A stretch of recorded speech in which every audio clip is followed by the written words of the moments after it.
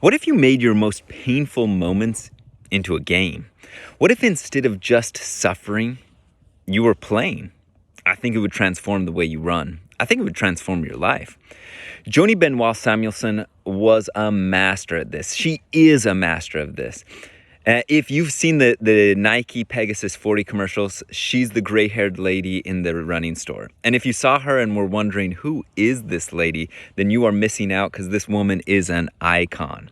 She was born and raised up in Cape Elizabeth, Maine, and she grew up in a time where girls didn't really play high school or college or professional sports, but she did like to ski. She was great at the slalom. That's the one that zigzags really back and forth fast, quickly between the flags. It also is the sport that snapped her leg. So to rehab and regain strength, she had a doctor who recommended she try out long distance running. So she started running with the boys track team in high school and did so well, just crushing it, that she ended up getting a scholarship to NC State, North Carolina State University. After a couple of years there doing very well, she missed Maine. I don't know who misses the cold in Maine. Don't hate me, Maine, but she decided to go back to Maine and to finish her degree at Bowdoin College. During her senior year, she thought, what if I do the Boston Marathon? So she did. And just cruised along, even wondering, where are these famous Heartbreak Hills? And near the end of the race, with several miles left to go, somebody handed her a Boston Red Sox cap. She threw it on backwards, and you know those Bostonians love that. And she crushed the previous Boston Marathon record by 8 minutes. After graduating university, she got a job coaching track at Boston College and went on to win the U.S. championship in the 10,000 meters. Then she suffered some pretty painful Achilles tendon stuff. She had to have reconstructive surgery, repair surgery there. But then she was ready to run again at the Boston Marathon. This time, though, there was a new competitor, New Zealander Alison Rowe. She's favored to win by a landslide. And Joanie is not having this action.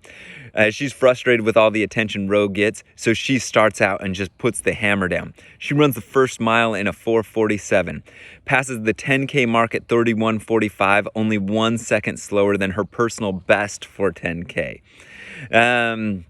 Then when she gets up to 10 miles, she's at 51:38, and then at the halfway point, she's at 1:08:22. She's on pace for 2:17, which would be crazy fast for that time.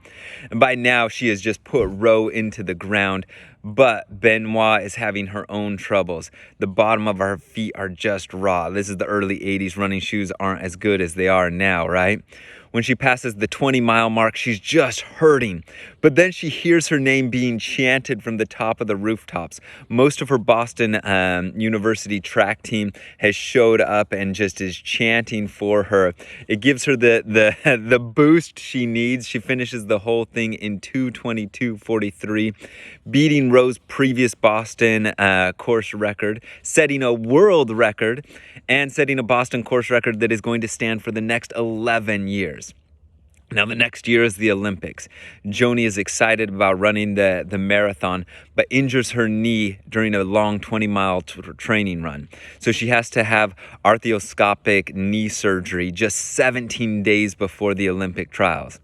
Don't worry, she still runs, crushes it, wins, and 3 months later competes in the 1984 Summer Olympics in Los Angeles and wins the first ever women's Olympic marathon. Joanie is the best. How does she do it? Well, she says, it's through storytelling that I motivate myself. I try to come up with a story that will motivate me to get out there and attempt the goal. This is so genius. Sometimes it's a big story. Like when she's 50, she tries to run a sub 250 marathon at the 2008 Olympic marathon trials, and she does. Other times it's just small. It's the game within the game. It's the story within the race. At 64 years old, she says, I still try and beat cars on my run to certain places when I'm running there. Or she's like, the other day I was passed by someone on a bicycle. Cycling's not even my sport. I don't even care about cycling, but I wanted to beat them. This is the strategy. Play a game within the race, especially when you're starting to suffer. And give yourself points for passing a certain landmark. Give yourself points for passing a certain person. Level up every time you pass a competition. You get a boost up, a mushroom, I don't know, whatever your Mario thing is, right? Race people not to the end of the race, but race them to the next fence post. Choose somebody in the race that is your personal in-race video game boss battle and just stomp them into the ground. Just make it into a game. You'll run better and you'll run faster and you'll be able to deal with the pain more easily. Run like Joanie. Thanks for hanging out today. I'm Dr. Nate. We're glad to have you at Speed Tribe. This is where we help you to deal with pain better so that you can run faster and live a better life. See you next time.